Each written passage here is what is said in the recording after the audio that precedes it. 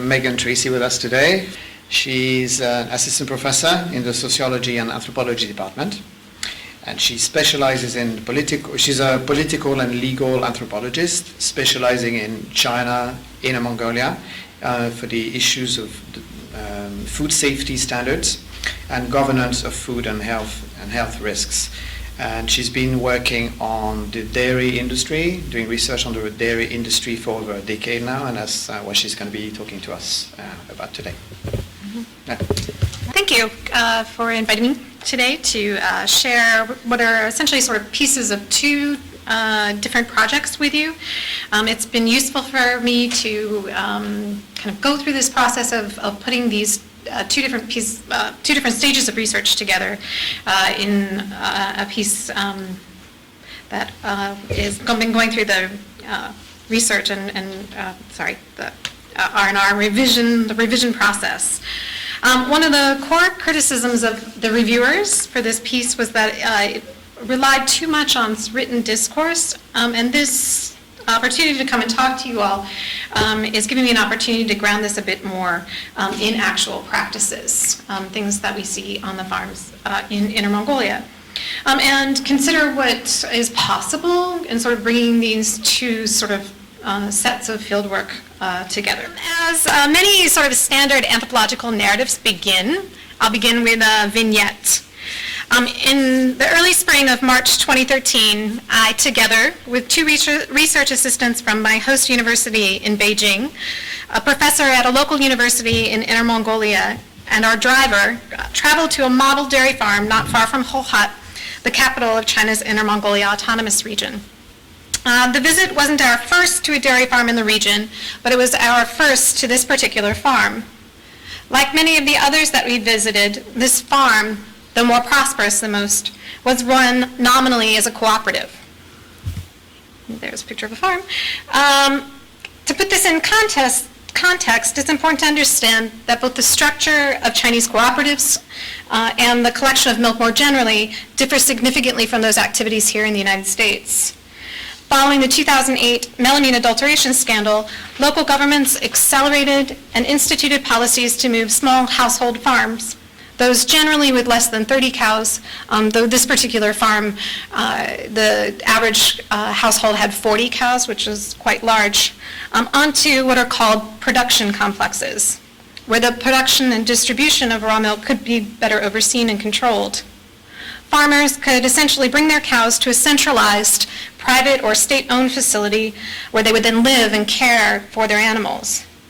This structure has led one research group to refer to this setup euphemistically as cow hotels. Households, about 15 at this particular farm, usually live in these small homes that you see pictured here, provided by a central manager who owns and operates the facilities. Our milking parlor. The manager sets the policies and rules for that facility, but the farmers themselves care for and milk the cows in the individual herds. To be clear, they retain ownership and responsibility for the animals. Like all such co-ops we visited, the farmers contracted with one of two of China's largest dairy processors in the region, the China Mengniu Dairy Group or the Yili Group, Mengniu's production facilities, who would pick up the milk produced by this co-op twice a day in processor-owned trucks. And I'll sort of note, for an anthropologist, my slides are lightly peopled. There's very few people in the actual images, and this has everything to do with the restrictions my institutional review board placed on my ability to use images.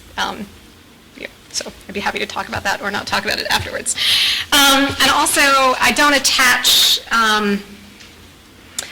either of these particular processors to any of the farms discussed in this region, though they contracted with one or the other. In conversations over the days we were on the farm, the milk station manager and some of the farmers brought up the Mongolian households who resided on the farm several times, and I'll argue that this is not a coincidence. For example, at one point, a group from New Zealand visited the farm to provide advice on how to improve the overall quality of the milk supply and decrease the farm's costs. At one point in the conversation, the group asked how animals were tracked and managed. Well, it was quickly clear that the New Zealanders didn't really understand the basic structure of the co-op and assumed that it operated much more like the models that we're used to here in the United States. What was interesting was the response given by Mr. Lee, the milk station manager. Because the cows are owned by separate families, most don't have any type of livestock ear tags or other tracking systems. Households know which cows are theirs, and they're largely kept separated. When replying about the lack of a tagging system, Mr. Lee, chuckling slightly, noted, however, that the Mongolian families name their cows, a distinctive practice worthy of being singled out in a contrast to the other households on the farm. I'll argue that this seemingly minor remark is actually part of a larger constellation of acts that work, even when it's not intentional or explicit, to define quality, a desirable but often vaguely defined attribute. Emerging out of a set of research with China's domestic dairy industry begun in the early 2000s, my general interest in quality is driven by its importance to the people I do research with. References to concerns over quality are reflected in everything from overt discussions like those of raising the overall milk quality by increasing the quality of fodder given to the animals, or in less direct references like discussions over installations of cameras in milking parlors to monitor farmers' conduct. Conceptually, what I'm working through today is part of a larger project in understanding how quality, as a characteristic or property that can be tangible or not, transfers across people, places, and things. To put this in concrete terms, what I want to understand are the connections and actual movements between farmers and managers, companies and customers, animals and humans, through which not only milk circulates, but also a broader range of values that are bundled along with it. To do so, I bring together three sets of literature. The first is the notion of an economy of qualities described by Callon and his interlocutors. They describe this as a reiterative process involving the qualification and then requalification of goods, with the end goal of stabilizing specific characteristics and attaching them to particular objects. And in this case, sort of the expansion of it is to sort of think about the ways in which these qualities are attached to objects, practices, and even humans. While ideas of quality are often described, especially in corporate discussions, as a priori to actors, Callon's view is that quality actually emerges out of this process of qualification and requalification. And my goal today is to describe pieces of that process, that qualification and requalification process. The second strand of literature involves the production of value. And this is coming out of work, Robert Foster does work on Coca-Cola, but also more recently, another anthropologist, Brad Weiss's exploration of small-scale pork producers. I find Weiss's work particularly useful because of his attention to, and here I'll quote, the specific materialities and concrete qualities of entities, human and non-humans, given value within wider sociocultural order. Weiss is animated by his interlocutor's desire for authenticity, where my own interests are stimulated by the varying constructions of quality that have their own spatial, material, and value-lated connections. As Weiss notes, it is through individuals' engagement with objects in the world that they define attributes of themselves. In this vein, then, in the third set of literature, I revisit notions of human or population quality, or 人口素质, which can be glossed as the innate or acquired characteristics of the self. And I ask, how do actors attempt to sort of transfer material and symbolic value and this sort of notion that's attached to humans, a particular type of quality, across these other notions of quality, to include not just product quality, but also sort of the presumed caliber of particular places like Inner Mongolia. My hope is not to reduce this down to sort of finding a basic equivalent between a human product and another commodity, but rather in sort of exploring kinds of modalities through which these notions of quality flow. Taking to heart the notion that that the food chain does not start with the producer selling and end with the consumer buying the food, but rather starting in the field and ending in the stomach. I begin with fields and stomachs. When I first began researching China's domestic dairy industry, the then upstart Mengniu was still relying heavily in its advertising on bucolic images of grasslands sprinkled with iconic references to the region's ethnic Mongolian minority. And you can see that it's kind of hidden by the ice cream wrappers on the top, but you can see the traditional Mongolian gear sort of under here in the image itself. This use was deliberate. It was a means to connect their company to this kind of enduring tradition in an area identified in the Western press as the Wisconsin of China, and in Chinese government development plans as one of the 3 key areas for dairy development. With dairy production heating up across the country, this imagery early on served to distinguish Mengniu, who was born out of staff from its primary regional rival, Yili. My interest in both companies was tied to their use of China's green food certification scheme as a means to enhance their own brands. The Green Food Standard is a national one, it still exists today, that's used to highlight foods that go through more procedures than sort of normal foods, conventional foods, but don't reach an organic food standard.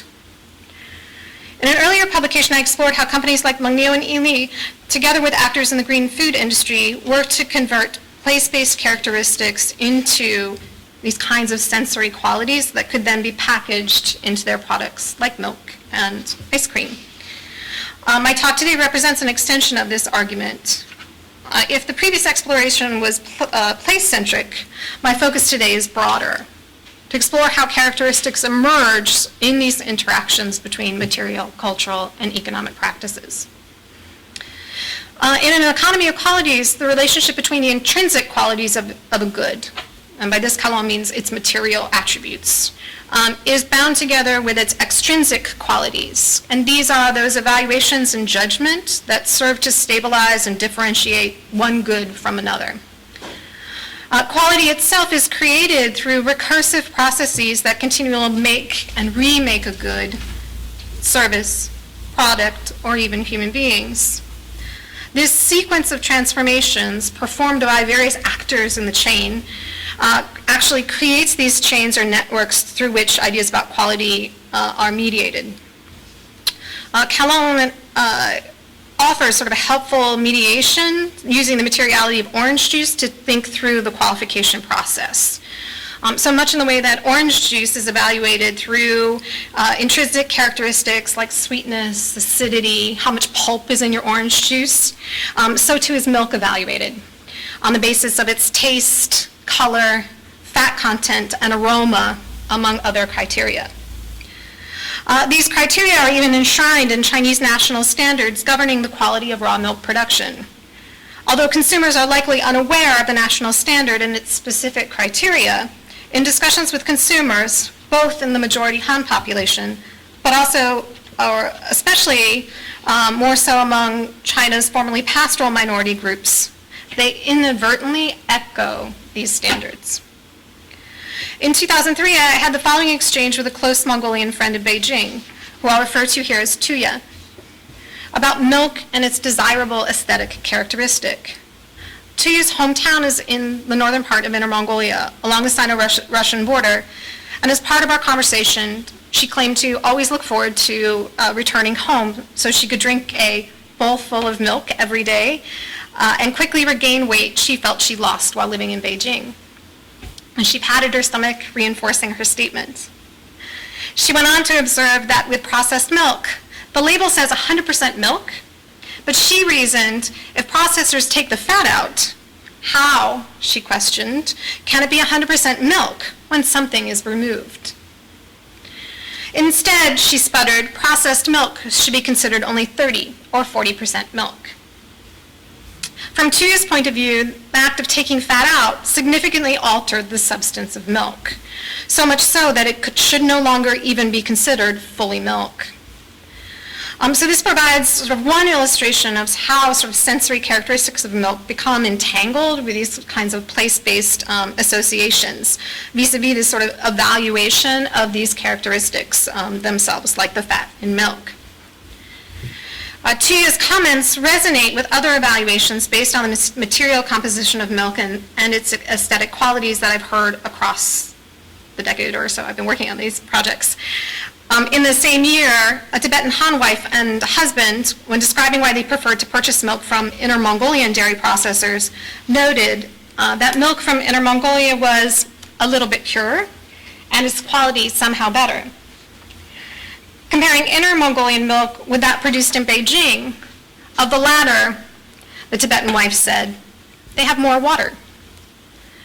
I'll note that descriptions of Chinese milk as watery are common, and not just among ethnic minorities. For example, I've had Han consumers describe the flavor of domestic milk as diluted and a little chemical. These ideas are linked to widespread belief that domestic milk is commonly adulterated. While I've always been told that this is not common anymore, though it's been a problem in the past, I did, while preparing for this paper, read comments from Doe Library, China, and Doe Library is one of the biggest companies that makes milking and other type of dairy equipment. And the foreign rep in China estimates that about 25% of producers still add water to their milk.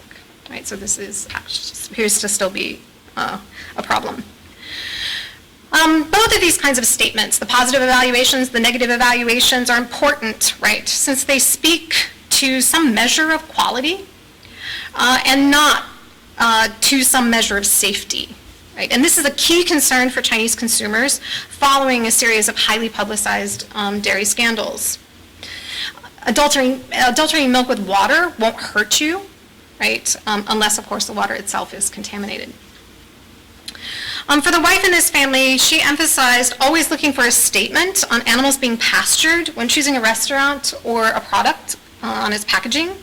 If the animals are grass-fed, she reasoned, the milk must be of good quality due to the relative lack of pollution in the area, compared with animals in the Beijing area that are penned and farm-raised. Indeed, as I already noted, these associations and the sentiments they produced were ones that Mengmiu in particular played up. I want to give now a different example of how milk and its materiality are connected to not only underscore how widespread these kinds of evaluations are, but also to highlight the kinds of expansive networks through which these ideas travel, right? So not simply consumers are sort of having these kinds of conversations. And it's important because it's through these networks of actors that quality gets made and actually moves. Returning to our model farm from the first slide, not far outside of Hohat, in informal discussions with Mr. Li, the milk station manager, individuals, farmers, and even the Chinese agricultural economist who we were doing interviews with, all of them credited the Mongolian families on the farm as having special skills that led to the best producing cows on the farm. The families had come to this farm from Shilingol, and this area had once had some of the best preserved grasslands in the region. They told us that they had moved because the conditions were both bad and poor. During our site visit, we noticed these raw milk testing results, that well, taped on a bulletin board inside the milking parlor. These tests are similar to ones done each day by the processing company. One significant difference was that these are results, not a fabulous image, are broken down by household. And when the company comes to take milk samples to test, they're testing all of the milk that's been produced on the farm that goes into one collective bulk tank, right? So it's not, it's all aggregated together. It's not by individual household, unlike these results. So this was something we hadn't seen at another farm. Names of the households were written in ink off to each side. I've removed them of my IRB. The results that failed to meet the target level are circled. and they're looking at the protein level in the milk. Okay, and this is the ones that are here are actually higher than the national standard because the processor who they contracted with required that they had a slightly higher level, protein level. Without getting into too much detail about herd nutrition, the issue of protein levels is largely a matter of quality and not safety. Though I could talk with more detail about the melamine interest where these issues sort of overlap. Your protein levels change with the quality of feed and when or where cows are in their lactation cycle. Nonetheless, Mr. Lee claimed that drops in the overall levels of protein would initiate this kind of testing to determine which households were below the required level because the processor could refuse the milk if the protein levels were too low. I'll note that in all of the farms that we went to, we asked if milk was ever dumped, and the farmers would claim that it was always sold to the processor, but the processor might just take the milk at a lower level, and that has actual safety concerns associated with it, but not because of the protein levels. In this particular image, about half of the families are above the minimum, and this includes the Mongolian families. One of the families, there's two, actually had one of the highest level, and the other was somewhat closer to the middle of everyone that passed, right? As Callon notes, it's through this kind of testing that objects come into being as a quality good. So distinguishing one kind of milk as different from another. So one milk is quality and one is not, right?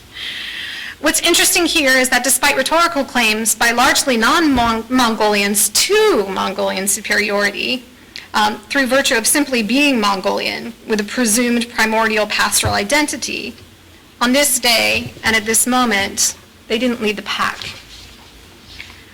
Milk, of course, cannot be disconnected from the animal that produces it. During a 2000 trip to Shilingol, I don't know the map, in the middle of Inner Mongolia, I visited, together with a rather eclectic group of activists and scientists, a settlement to the west of Shilingol, the government seat of the League. This community, built up over time to eventually 63 households, had been relocated there as part of a larger policy to move people off of degraded grasslands. As part of the relocation, the family had sold off their herd, about 40 cows and 200 sheep, to the local government. Most of the money they received was spent to buy 3 milk cows. So they're exchanging sort of indigenous cows for specific higher producing milk cows. And it was a trade that this family regretted.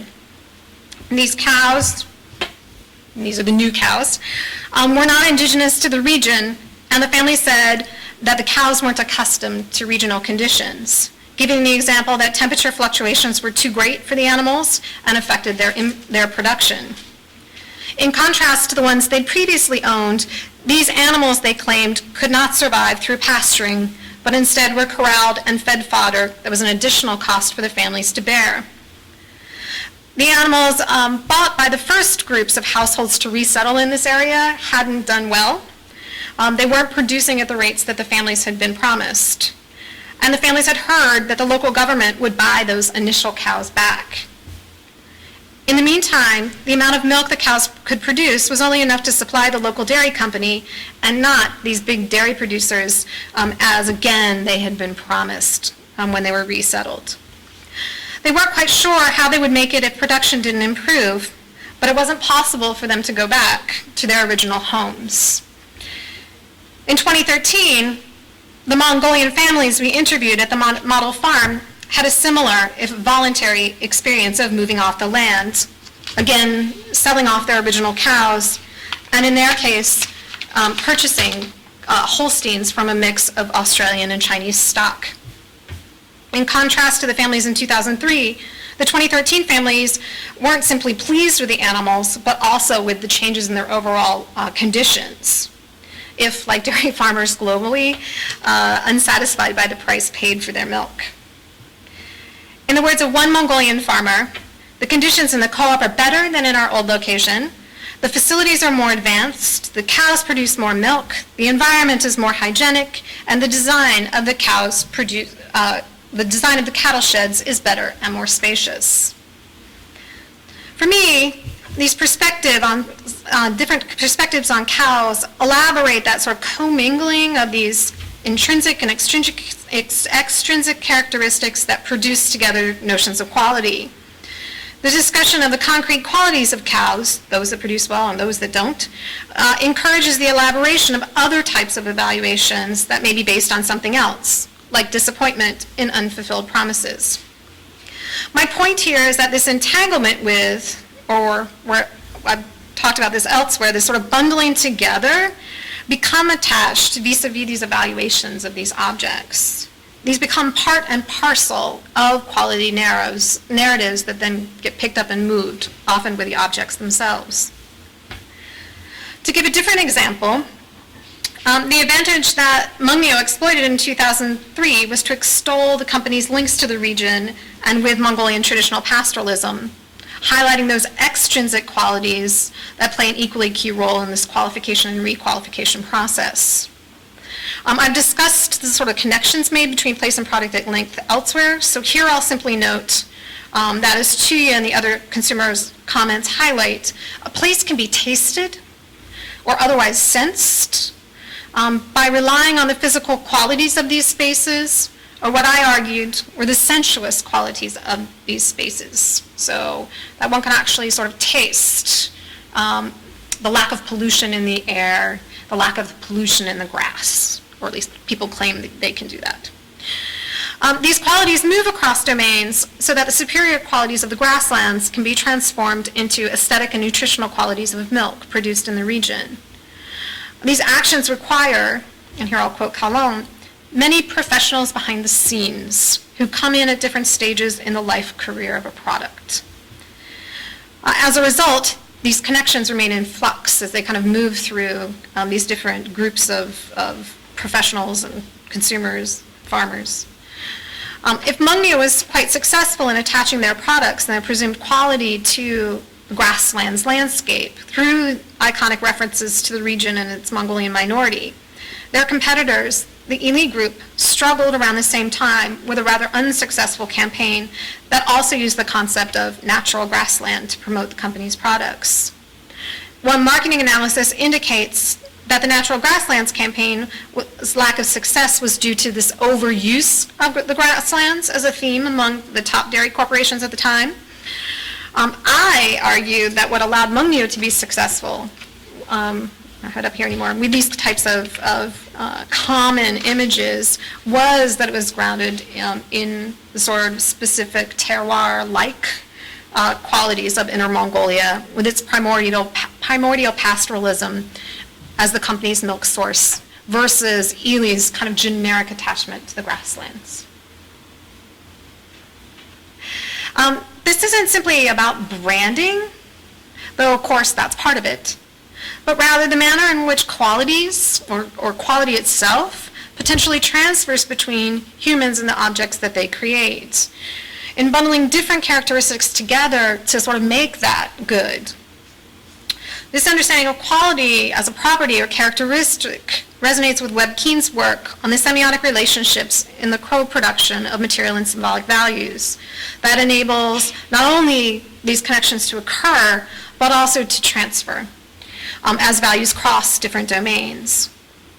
Here it's useful to sort of bring in, or my final piece, the notion of human or population quality, because it allows us to sort of see these connections between humans and non-humans, whether that's animals, plants, places, or processes. Analyses of Sudra largely discuss the inculcation of quality into humans through education and self-discipline. Yet they often hint at, but don't fully elaborate, the inseparability of quality from its material substantiations. The quality of an object or system may provide a foundation or act as an additive by which to improve human quality in ways that are reminiscent of the inculcation of taste and distinction in particular social classes. In Woronov's analysis of China's education system, for example, the quality of the education system is evaluated through the quality of the teachers. In other words, to have a high-quality system, one must have high-quality inputs, whether they're human, mechanical, or otherwise. But what about materiality here? And in sort of linking these sort of material-based ideas of product quality together with these more ephemeral types of quality. Michael Keene's work suggests that there's a link between, and here I quote, the quality of Chinese morality and the quality of Chinese products. Though he doesn't elaborate how this actually works, he just suggests that it's through rhetorical strategies of state representatives. Li Younghan similarly attributes national administrative logics as key to understanding how material culture is used to reinforce cultural distinctions. And I, of course, think more is happening there. To return to our 2013 farm, in an interview with the Mongolian family, my research assistant, in speaking with the Mongolian head of the household, said that she had recalled hearing that people from Shilingol enjoy caring for cows more than the Han ethnic majority do and have deeper feelings for their animals. Again, this kind of rhetoric that speaks in approving ways about the abilities that Mongolians have with cows is sort of partially built upon ethnic stereotypes of these pastoral identities, right? These timeless pastoral identities. The head of this particular family replied that his family had indeed been herders since he was little, though the animals that they had raised were different. He, however, had only been raising dairy cows since 2006, after they had left their hometown. In terms of formal training, he said he had none, but also felt that they didn't need any in order to be successful. This attitude was reflected in not only Mongolians' discussions about themselves, but also in staff, workers, and assessment, that there is something different about the relationship between Mongolians and their cows. This stands in direct contrast to the attitudes held across both research periods by processors, industry experts, and policymakers. The whole point of the farms themselves that are discussed here, after all, was to bring farmers into spaces where they could actually monitor them and control the safety and quality of the milk. This process, sort of bringing people onto these consolidated farms, began prior to the big dairy scandals of 2008 with the melamine adulteration and the 2004 Anhui infant powder scandal. So this process was going on, but after the 2008 melamine scandal really ramped up. And these monitoring and control efforts take many forms. Some are rather benign, like the corporate testing of milk by the processor, while others are more invasive and panopticon-like, such as the installation of surveillance equipment in milking parlors by the big dairy processors to monitor farmers' actions. Other kinds of techniques are having corporate monitors who are required to regularly visit the farm to perform a variety, if largely pro forma, quality and safety checks. So being a dairy farmer, this is true in the US as well, is a really highly monitored activity in China.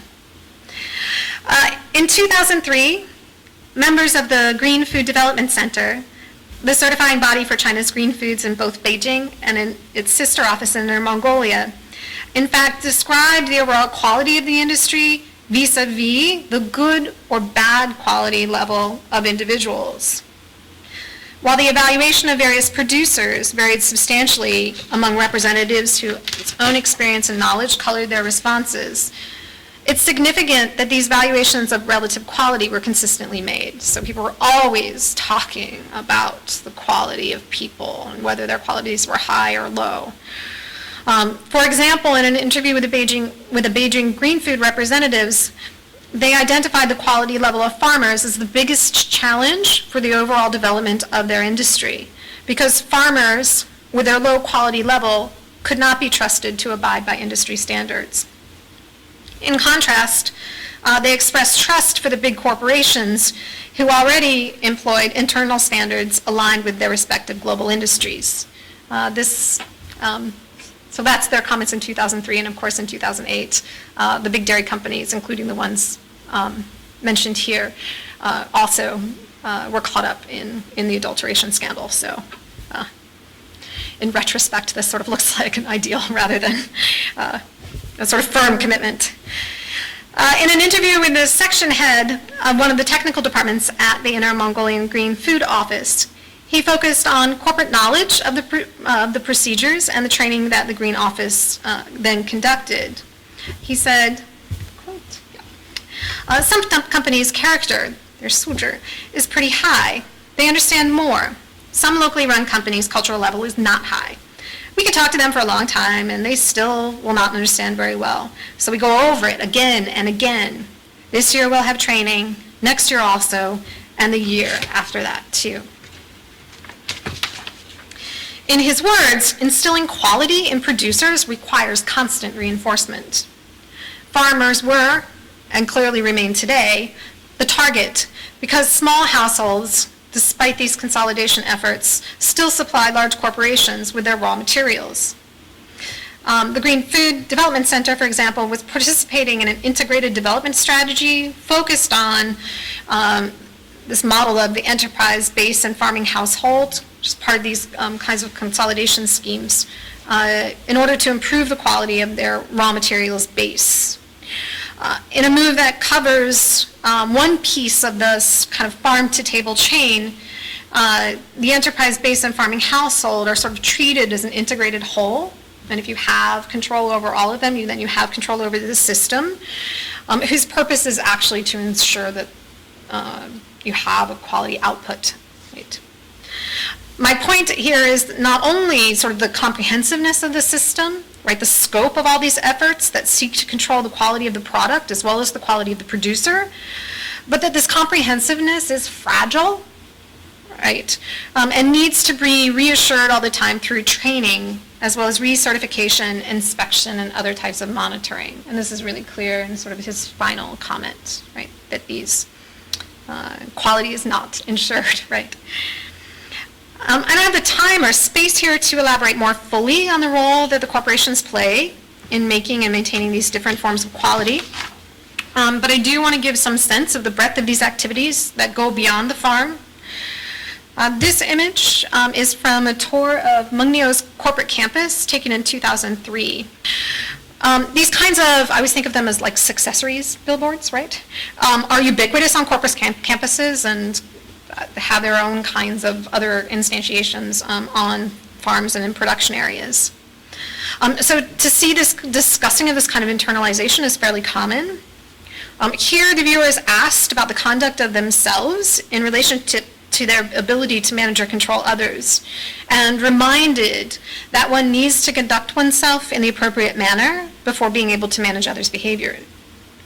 As others have noted, the ability to monitor the conduct of oneself is a crucial part of these notions of population quality, right? A person with a high level of population quality has great self-control. Seems kind of apropos these days, right? In this sign, control of oneself is not the end point. Once one has control over oneself through the development of one's suzhur, then one can extend this management to others.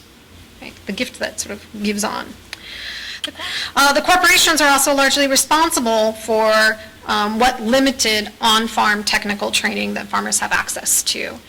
China doesn't have the same type, or in the dairy industry doesn't have the same type of extension systems that we have here in the US, though they're working on it. The corporations also make explicit linkages between the manner in which the quality of person and product overlap. In an internal corporate culture training manual in use during 2003, and it actually appears in the slide I showed you earlier, replicated again here, in Mungneo's processing plant, is this single sentence. And it underscores the co-production, or maybe even codependency of product and person, where the product's quality can reflect the person's own characteristics. And it loosely translates as the higher the product quality, the better the person. I've had long conversations about how do you put this exactly into English, right?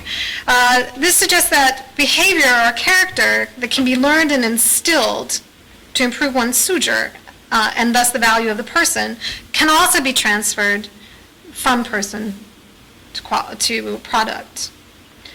To think of this another way, if following standards and operating within a quality control system not only dictates qualities of product and process, but also requires this sort of disciplining of selves, the reverse is also true, that the disciplining of selves can dictate the qualities of product and process. So back to that reiterative piece. So by way of conclusion, well, my examples are filled with lots of contradictions, sort of claims to sort of different ideas of what quality is. And I suspect that if I was going to give this talk again, I would rename it something different than stabilizing. So we'll sort of end with a few observations and possibly some caveats. One, this recursivity of quality as continually remade through various actors and actions is critical. This is what enables different kinds of quality to circulate and erodes, I would argue, these types of sort of academic and everyday differences between the quality of material objects and the quality of people, right? So if we have these academic discussions about population quality, we need to be sort of thinking about what that actually looks like when everyday people are using them, right? Two, as I've noted elsewhere, the intent is to, or the intent by the producers of these goods is to create a sort of fixed set of interpretable associations, right? This is what branding does, right? It wants you to have both that notion of quality as well as that notion of qualities. And they want it to be easy for to have these kinds of material and semiotic connections for consumers. They don't want consumers to have to work too hard to make these connections, right? So that consumers can sort of recognize easily these good qualities, right? Or hold up two different kinds of milk and make determinations about which one's of better quality for themselves, right? The challenge, of course, is in sort of creating those fixed set of notions and having them remain this way. We can see this in sort of how the meaning of a quality cow changes from 2003 to 2013, and the ways in which sort of ideas about technology change as well, right? So in our 2003, our farmers wanted nothing to do with what were then these sort of higher producing milk cows because they were too difficult, but by 2013, these have been sort of positively valorized. Three, producers and consumers collaborate to generate the value of commodity goods and products, but it's important to note that these collaborations are not always in concert with one another. To put this another way, these various actors who are involved in the qualification process operate independently and often with very different logics that can inadvertently or deliberately form connections that actually then cohere into notions of values, but not necessarily the ones intended, right? So these sort of ideas that Chinese milk is watery is not something that the corporations are particularly interested in, and still has these connections to fears over adulteration that are linked to the many, many scandals in the dairy industry. Four, my original interest was simply in sort of pushing past an anthropological examination of quality, population quality, beyond sort of ones that was really sort of looking at the inculcation of knowledge and thinking about these other forms of quality that have this kind of material connection, right, that are a connection to actual things in the world. But these explorations actually have a practical impact beyond academic navel-gazing. especially because quality is often used as a proxy for safety. In dissecting quality, then, it may actually sort of shed greater light on product safety.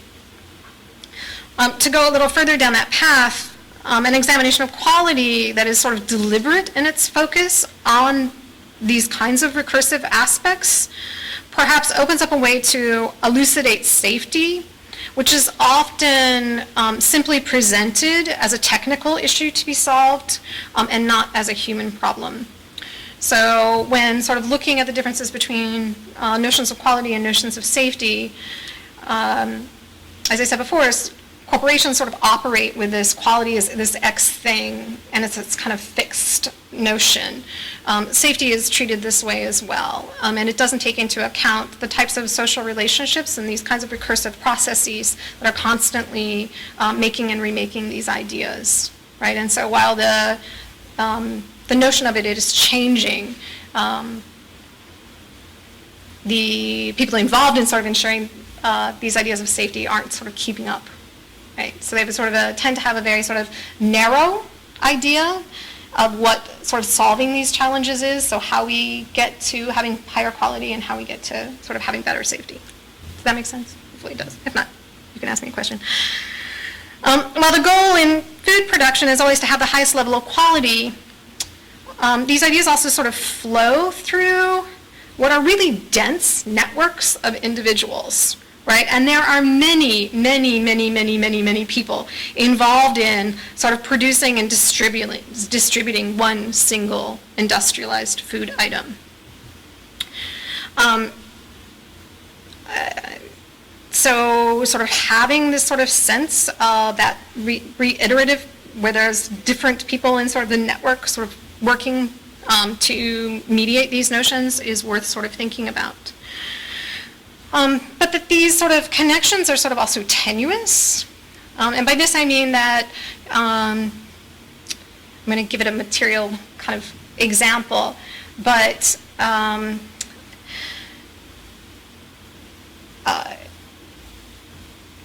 if these ideas are sort of in these kind of dense, interconnected sort of spaces, those connections themselves are actually sort of tenuous and can be broken at sort of any point. So my sort of tangible example of that is that we have these Mongolian producers who, in reality, produce very tiny, small amounts of milk that literally get lost in a veritable sea of milk that ends up at the processor, right? So I sort of think of these in sort of an analogous way to sort of thinking about the way that these connections can be quite small and often sort of broken apart. Sort of thinking about it. I think I'll leave my caveat for sort of questions. There are sort of lots of things that I can't say about this research that comes out of having these sort of two moments that are 10 years apart. But this we don't have to say. Thank you. Your paper, your study is a lot about perceptions. Yes. I.e. imaginary qualities.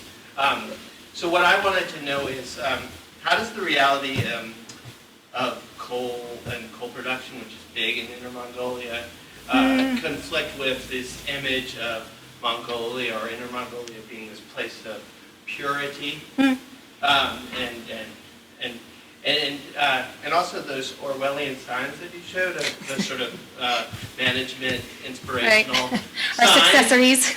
Is that like top-down management just kind of setting up a future and potential fall guy for any potential problems? Like, should there be a scandal? I mean, what is this? It's this Confucius or this sort of Orwellian language. It's like they're almost like laying the groundwork for a potential victim, for a potential scandal should one happen. I was just wondering about that. I was wondering about who actually regulates these businesses. And are these co-op people in the Mongolian, Inner Mongolian co-op people, are they part of a greater union of workers? Oh, okay. Those are all really good questions. I'll start with, right, so Yes, some of what's under discussion is perception-based, right? And I didn't have time to go into it here, but and what kind of tickles me about this is that a lot of these sort of ideas about the Mongolian landscape have no connection to reality whatsoever. These cows are not pastured, right? The grasslands are in pretty bad shape, if I had other images here, we would see, big 10,000, 5,000 cow robotic farms where milk is actually sort of being produced. This is true in the United States as well, but there's sort of a global imaging that comes with these sort of notions of sort of grass cows, right, that are all sort of signaling something about sort of purity and small-scale production, even though that's not how dairy is produced globally. There, of course, are sort of caveats there, but certainly in China and in the U.S., it's large-scale production that's taking place. And so in sort of a paper really sort of talk about these sort of ideas, it doesn't matter so much that they aren't based in sort of a real thing. It's that the companies are successful in sort of making these connections to the green of the grasslands, the big blue skies, this sort of idea of these sort of characteristics as sort of signaling sort of ideas of purity, and having their consumers interpret them as such. There were like 3 questions in there, and I know I'm going to forget all of them. I was asking about, is there such thing as unions in the No. state capitalist? No, I mean, Capitalist right. state communist China. Right, these cooperatives are not like our cooperatives. They are really consolidating sort of smaller households together. It's not in the way that we think of like dairy farmers of America here in the U.S. that are sort of smaller farms that are sort of bundled together sort of over house. These are literally households being bundled physically together. And they have no real power. In fact, in interviews with our farmers, besides the price of milk, the other thing that they complained about the most was that they were in these contracts that they had no power over getting in or out of. In the farm that I talk about most here, it's not the farmers sign this sort of 3 or 4 year contract, but it kind of rolls into the other processor as well. So on a single farm, everyone goes with a single processor, and they can't go to the other processor even if they wanted to. Right? So there isn't that sort of power here. The power differential is quite different. These kinds of signs are sort of ubiquitous in the Chinese context, sort of exhorting. But if you have to sell your milk to one place and they throw all the milk in one big sort of facility, then you can have some farms that produce sort of bad milk and some produce the relatively good milk. And it's all going to get mixed up, and right? Yeah. No. I mean, they do test the milk. So the milk goes from the farms. It's all aggregated on the farm. So in all of these cases, you'll have 10 or 15 households. So all of the milk gets produced in a single bulk tank. And the difference in the U.S. context is that you just have usually one farm producing all of that, or one set of farmers producing that milk. In the Chinese context, you have multiple set of farmers producing that milk. But they also take sort of individual samples from each of the households, so that when the milk reaches the processor and it tests positive for antibiotics, for example, they'll call the farm back and have them look at those samples and test which one. So there is a monitoring and safety dimension that's largely in the hands of the corporations and not in the government. There's no other independent regulation that's independent of this one? There are third-party certifiers, but their independence is, yeah. Thank you so much. Mm-hmm. Oh, well, I had a couple questions. Sure. I'll just do one. The exposure of these Mongolian people who may have been kind of peasant class people operating in these separate family milking operations, were they now in being exposed to this highly industrialized, highly organized, mechanical world, is this changing the relation between the generations that were going to accept producing milk in this way, or the old way and the new Right. way, are they buying into continuing in the family tradition Oh. in the way that they maybe did in the Yeah. past? Or how is that Good question. affecting? Right. So the price for milk in China is really quite low. Or when we were doing research in 2013, the price of milk had sort of dropped again. And all of the farmers, when we were talking to them about the sort of future, were they planning on buying more cows? What were they doing? All of them were saying they weren't going to buy any more cows because they just weren't sure if they were going to continue with this life, right? A rhetoric we hear from farmers globally, right? It's really expensive to be a farmer, no matter where you are.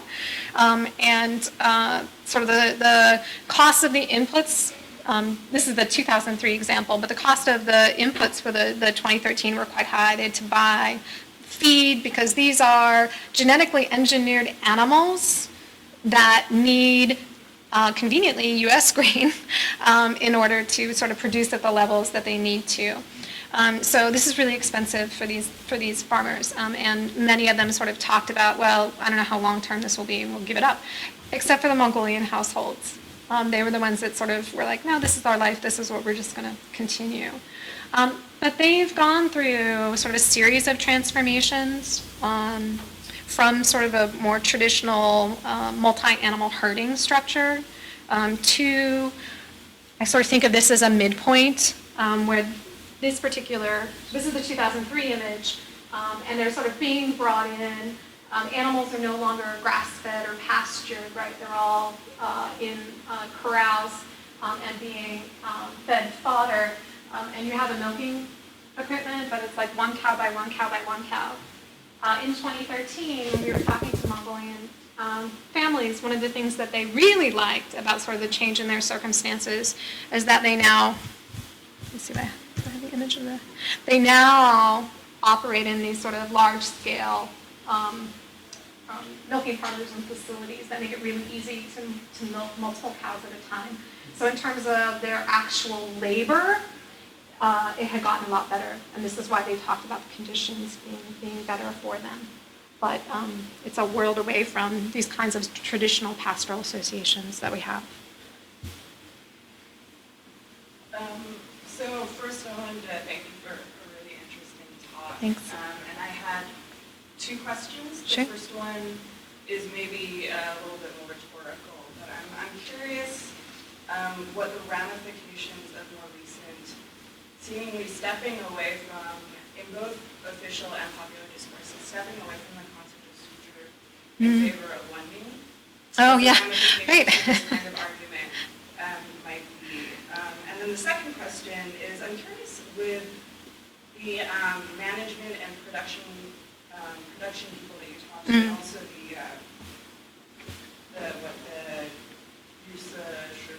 The usage should be. So did they ever talk about standardization? Yeah. And how did they talk about that? Right. So it's interesting that you bring that up because one of the sort of key notable differences, and this is one of these caveats to sort of trying to put research from 2003 and 2013 together with that very little sort of in between to sort of chart those changes, is that in 2003, suture was what everybody wanted to talk about. And in 2013, it was like, if someone mentioned the word, it was notable, right? And I would be like perked up, right? Because like, oh, I haven't heard that word in a while, right? And so I have very few instances of its actual use. And I haven't really, beyond sort of noting that, I haven't really sort of thought too in-depth about it, but I think it's a really important question to sort of be thinking about and sort of looking to see, do ideas like lending like replace it, or what else is sort of happening? I suspect because I look at an industry where these other notions of quality, which I probably should have a nice slide with all the different terms that sort of come up with that, that those are much more likely to sort of dominate. But in sort of discussions about corporate culture, we're likely to find more of those. I just haven't gone back and looked at those from the more, from the more recent. But I think it's a really important question and something to be thinking about. And it caused a big outcry over the raw milk standard because they basically lowered the standard for corporations. So, and the justification that was sort of given was that the dairy producers weren't able to meet these targets, and that's why the melamine scandal occurred. But consumers were furious about this. They really sort of saw this as sort of ceding control to the corporations, and the corporations had a hand in developing the standard, and they really sort of saw this, particularly after the sort of global incident, that this was really horrible, right? And it spawned some interesting sunshine policies. Like, I mean, there's some really sort of interesting things that sort of happen there with the standards, and with standardization itself. And yeah, the big project sort of looks at that. You're talking about the contract that a lot of these farmers sign, and I mean, when they sign it, the facilities they're on, the equipment, do the plants then give that to them and they pay a fee, or? No, the ownership of the facilities, from the buildings to the equipment itself is all owned by a third party, right? And this is an ongoing issue because when the melamine scandal occurred, one of the areas where it broke down were on these types of milk stations. So this format is supposed to improve that, but it doesn't actually really make too many significant changes in the end, because there's still Mr. Lee, who ran this particular farm, doesn't have cows. He just owns the equipment. He's hardly ever there. And this is a model farm, so this should really be the sort of best of the best, right? But it's not. What I will say, though, is that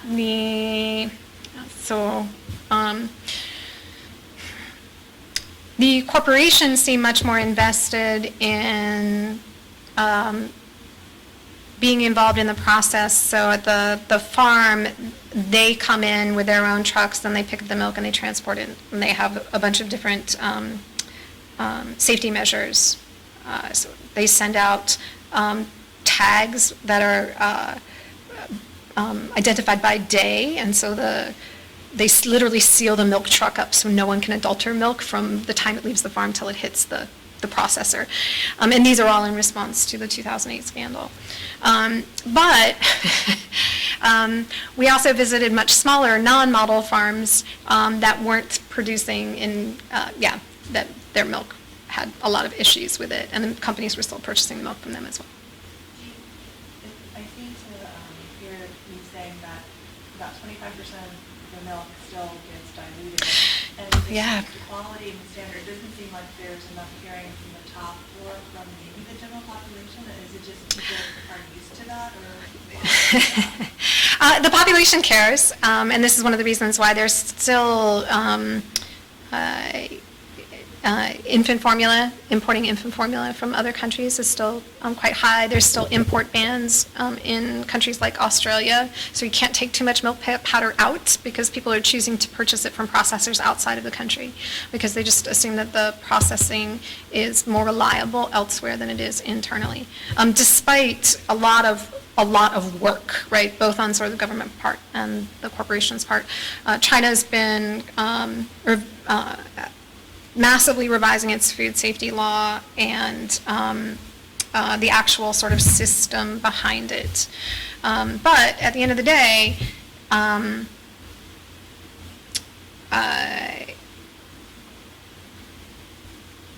can say in 2013 that none of these farms had ever seen a state inspector, that the only inspectors that they'd ever seen were from the corporations.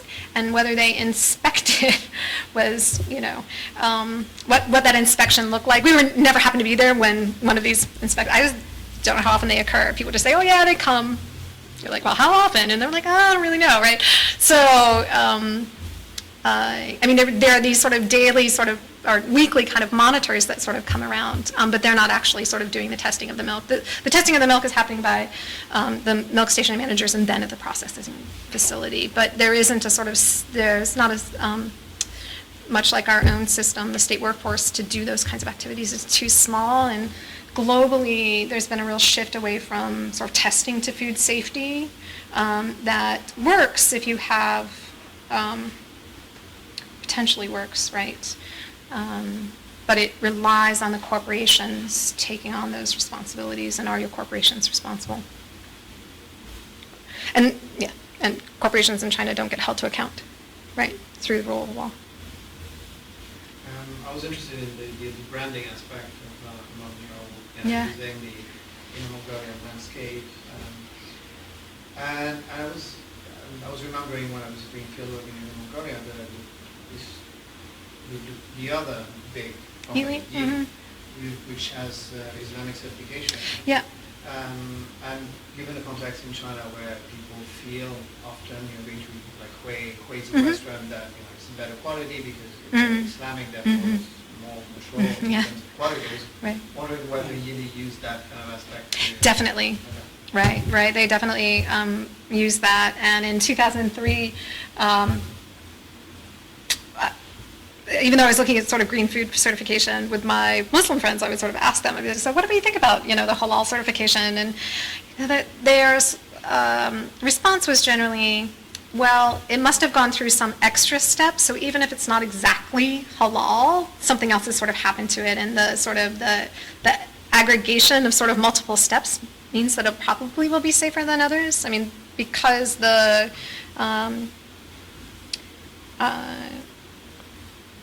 your consumer, whether they're in China or in the U.S., isn't really sort of going to look at all the steps that sort of go through this. So they were having to sort of make kind of a leap of faith almost that the companies were doing what they were. So what's really interesting is that in 2003, and even did a little bit of field work right after the melamine scandal occurred in 2009, even though, in the dairy industry, 23 companies tested positive for melamine, and Mongolian, and most of the top brands did. The only one that didn't test positive for melamine, it's not entirely sure whether it's not because that they didn't have melamine in their milk or because they were the ones closest to the government, right? And so people had this sort of idea that the bigger the company, the more reliable their products. And that was one of those key dynamics that sort of changed between the work in sort of 2003 where people still sort of modeled it. But even right after the melamine scandal, they were sort of like, well, we still have to go with the big corporations because they're still going to be safer. I mean, but the companies that really emphasize that thing. Because I've written about milk, and I remember there was this. There was a mention on the packaging. Right. This sort of, yeah. I mean, I can check it as well. No. It's on their product packaging. Yeah, that they have it. About quality, right? There's something about quality.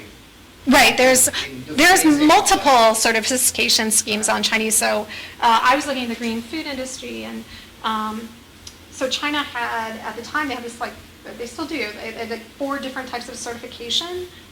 Only one of which maps onto sort of our organic. And so oftentimes products will have, 15 different kind of logos put on them. But consumers don't know what those things are attached to. I mean, the same is true here in the U.S. If you ask your average consumer to sort of parse why some USDA certified organic logos are all green and some are not, your average consumer doesn't know what that means here either, right? So people see the logos, but I don't know how much faith they actually have that there are procedures sort of behind those logos. This was the whole sort of interest in the Green Foods organization, right? And where was that disconnect? And it's there. I'd love to ask another question, if it's okay. Sure. And I apologize if it's too basic a question. But do workers or do consumers have a legal remedy right now in China? Can customers bring up a class action like lawsuit? Can workers file a workers' comp or kind of complaint? Do rural workers in China right now have any legal avenues? Do they have lawyers? Do lawyers even exist for them in a practical way for them to reach, because I've been reading that book about that memoir about that lawyer who's blind, who's sort of a superstar. He got refugee status here in the United States, I think, just recently. But I'm wondering on these like more less sensational kind of cases, can an ordinary guy who has a potentially good claim find legal representation, or if you're a rural worker, are you just out of luck in today's time? Yeah, I can't speak to any type of workers' compensation, and a little bit about sort of consumer avenues. There is sort of a Chinese equivalent of the Consumer Protection Agency, but it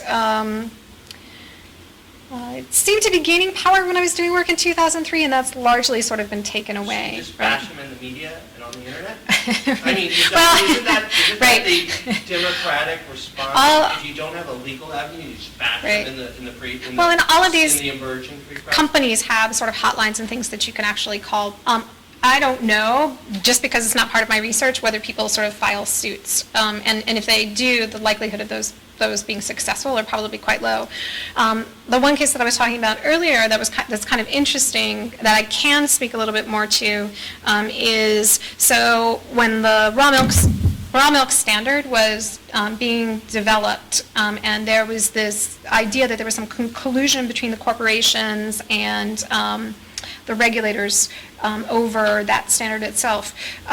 There was a consumer who filed an open government information request asking for the minutes from the meetings where those standards were discussed.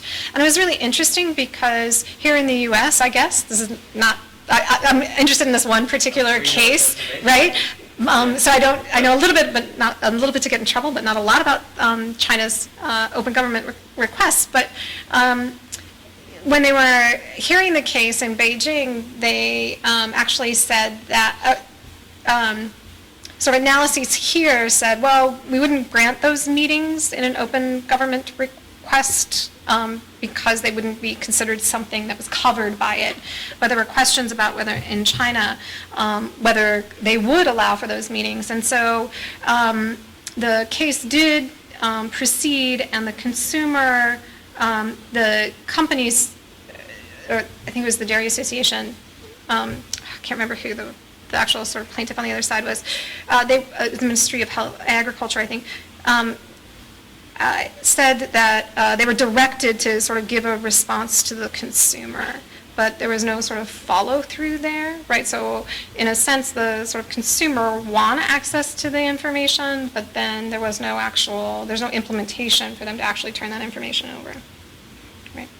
So that's, yeah. Is there a business press that covers industries? I don't know. It's beyond my my expertise.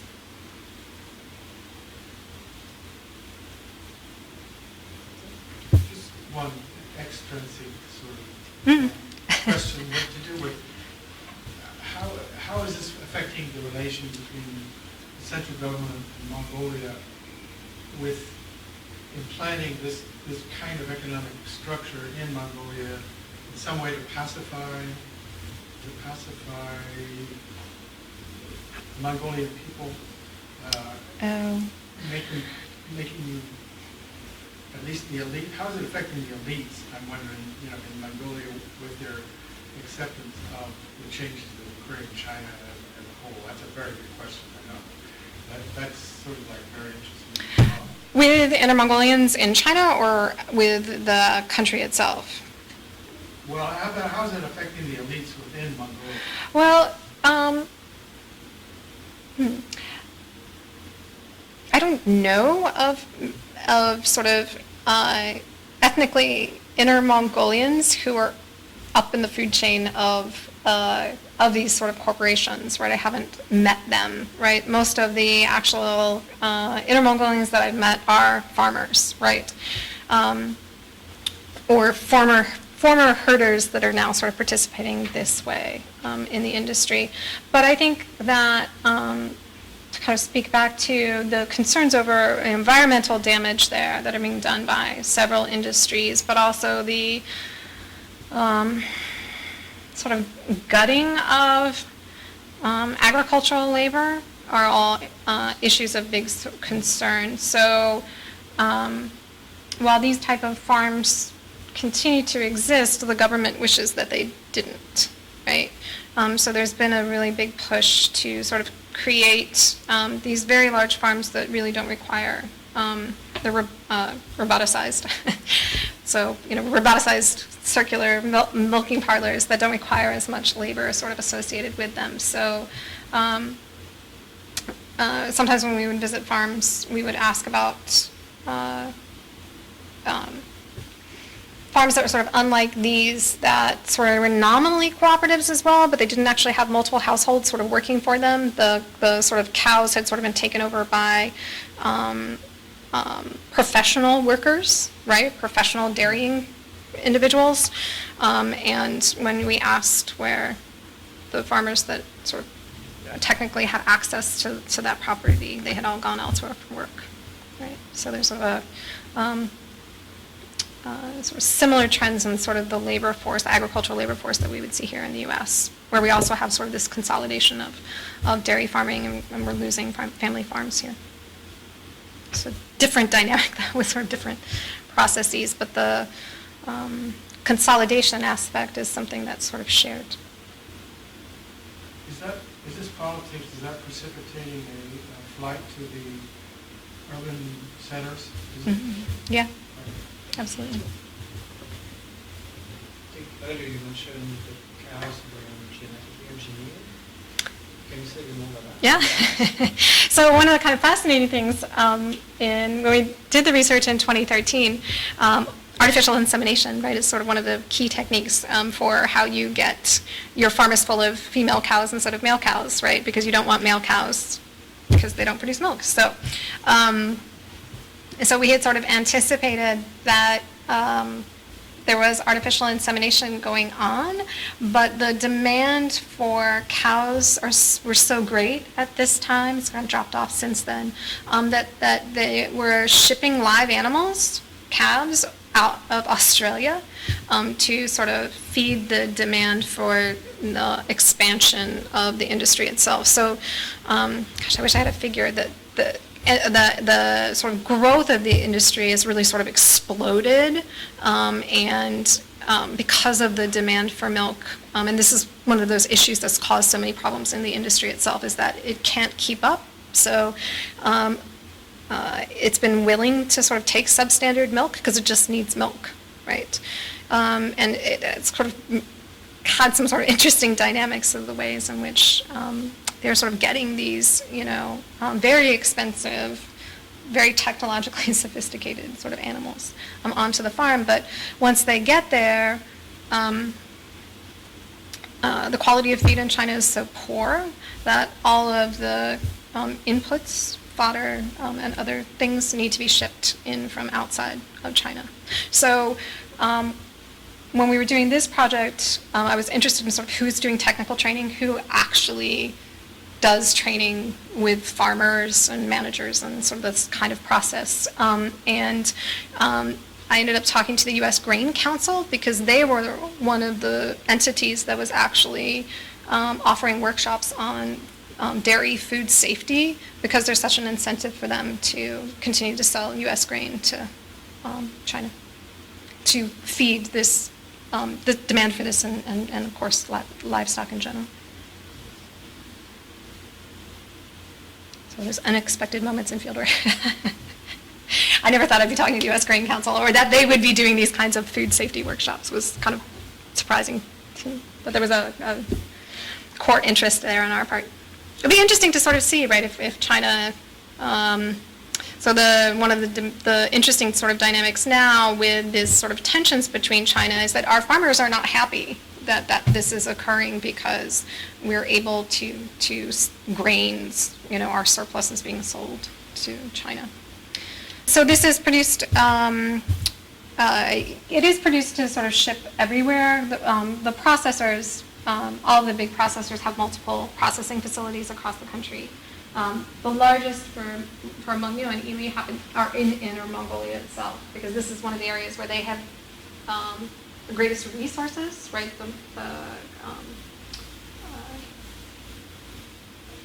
Their milk production base, trying to think of a better word than their own, but actually sort of actually exist in this particular area, though they're in other areas of the country as well.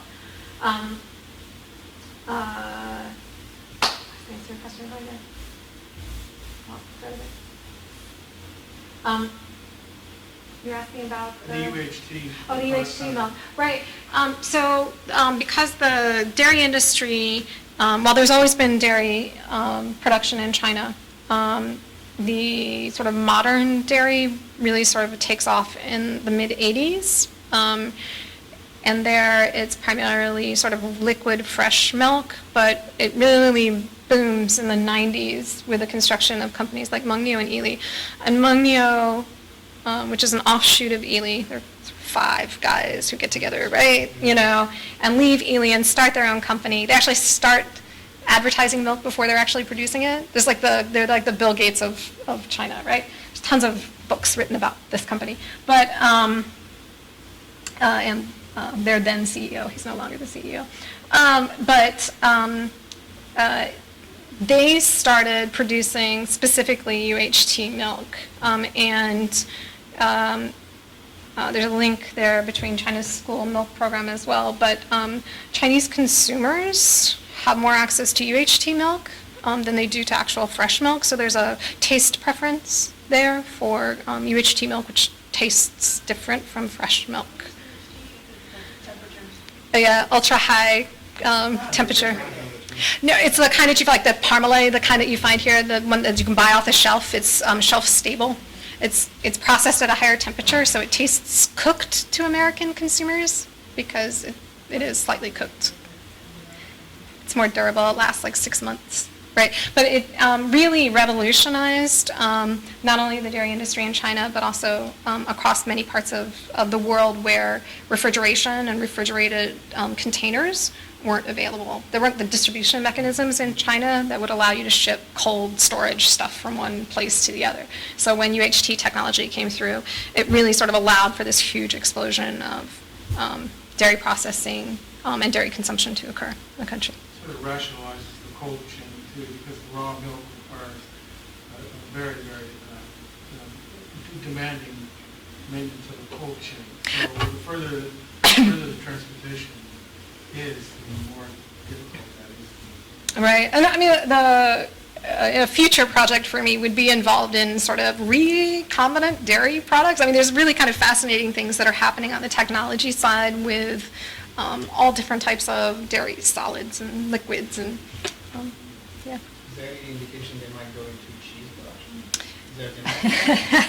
So the holy grails of food production in China are olive oil and cheese, neither of which have taken off with Chinese consumers, not because they haven't tried. So when I was there last year, you could buy, it's like a processed spread cheese is the most common cheese that you would find in most grocery stores in China. And you can now find it nationwide, just probably just in the last 5, 6, 7 years, right? Hasn't been around that long. And then there's also cheeses that are specifically marketed to children that have fruit. They're really sweet. It's almost like somewhere between like a cream cheese and like Velveeta. It's not as liquidy as Velveeta. But sort of the range of cheese production hasn't quite taken off there. In fact, as a little side project in 2013, I ended up spending a couple days with a Parisian-trained cheesemaker in Beijing, the only one, who was producing cheese in just this kind of random building, right? And you would never know that was what he was actually doing there, but he had gone to Paris and he was supplying the international hotels and community, and they were sort of the big consumers of his product. It's kind of fascinating, though. There were rumors that there used to be someone else somewhere nearby, but he had already closed up shop by the time I was doing research. These were milk-based cheeses, or were they milk-based cheeses? Cow milk? Cow milk. Cow milk. So I, of course, wanted to know who he was getting his milk from and whether it was raw milk or not. Goat cheese. I'm sure that, like, again, sort of you'd find, I didn't really talk about it too much, but, you do find sort of traditionally based products in the western part and in the central part. In 2003, my little farm was actually supplying a traditional Mongolian dairy processor, right, who was actually making traditional Mongolian products out of it and marketing it through the region. So there are other types of production, but not at a national scale. And what were those traditional products? In Chinese, they would, call it milk tofu. It's sort of how to explain it.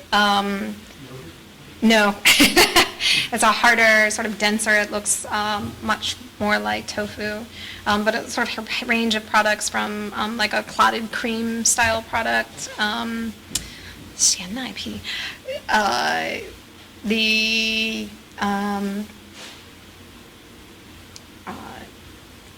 do I explain it?